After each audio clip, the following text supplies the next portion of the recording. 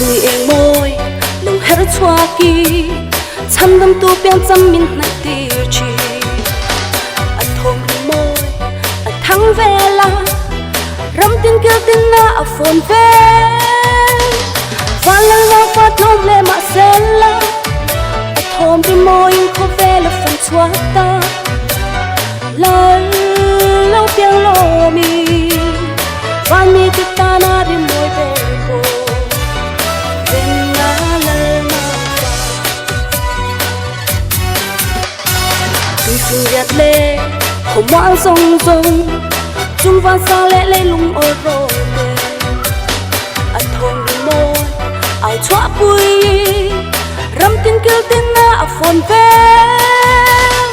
và lần lâu phát thôm lệ mà sen la thôm đi môi khó về là phần xóa ta là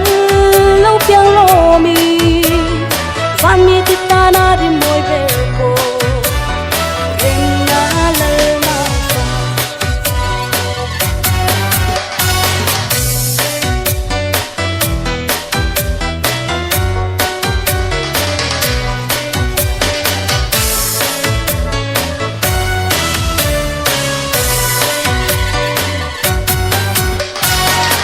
giật lệ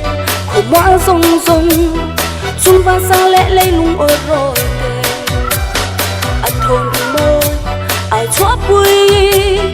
rắm tin kêu tin na phồn về và lần nào phát